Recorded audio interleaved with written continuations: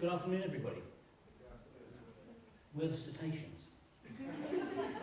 We find it very difficult to understand you lot, because you love to come out, maybe 100 sets of eyes looking at us, and flashing your little boxes at us, and saying ooh, and saying ah, and then when we travel somewhere else, you stick spears in us. What are you all about? We're very simple beings. We've been on the planet for many thousands of years, probably preceding yourselves. And our needs are actually very simple. We need to be able to feed. Everybody does. We need clean water in which to travel. We need to mate. We need to nurse our young. So do you. We need to live in an ocean that has acceptable sound levels. We're fed up with ski jets.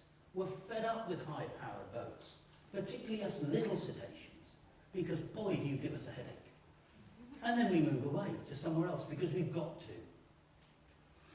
We love to socialise. We love playing.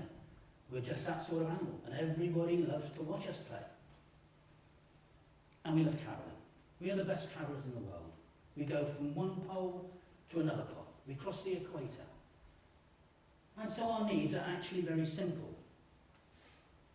I'm a little harbour porpoise, and I live in the Baltic, and we've got a massive problem there. If you go to a place called Gdynia, at the end of a pier, there is a superb monument to the harbour porpoise. It's there because you've nearly killed us. You've nearly made us extinct. We're really very undemonstrative little guys. We don't ask a lot of anything, really. We need to feed, of course, do all these things, but we're just so fed up of getting caught in all your nets.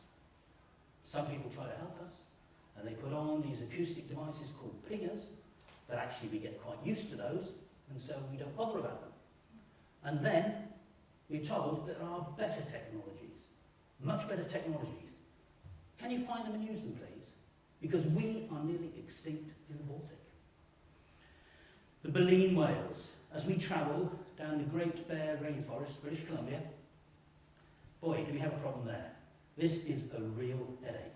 It's a ground that we've used for feeding for many, many years.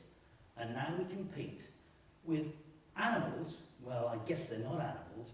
They make a lot of noise, and they make a lot of thumping noises.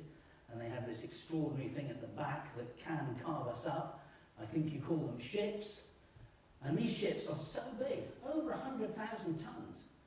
Me, I'm a little humpback whale. I'm about 40 tons. Okay, and I travel that area. I've been doing it historically. And now I have the risk of supertankers, of causing me real problems. Please, guys, will you look at this as a problem so we can live peacefully there? The Johnson Strait.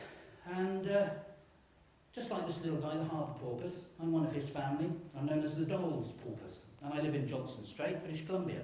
Now that's a pretty well-known area because a lot of work goes on there with my big cousin, the orca. I don't like him a lot, actually, because he is prone to have me as a sandwich occasionally. But we all have our problems, but we don't want any extra problems. We don't want any extra problems. The whole of this area is under-researched. We need to get much more research done in this area so that it can be appreciated what our populations are, for instance. Nobody knows how many of us live in that area. So all you guys with the money, can you please give it to the good guys who want to research us so that everybody understands us better? Now to my big cousins, the blue whale. Wow, what a guy. Huge. I mean, you've all heard how big this guy is. I mean, absolutely enormous. The size of a motor car, just miles and miles and miles of blood vessels, in excess of 200 tons in weight, 100 foot in length. I'm pretty big, but you know, I'm absolutely fed up of me and my mates getting bashed around by big ships. It's just ridiculous, utterly ridiculous.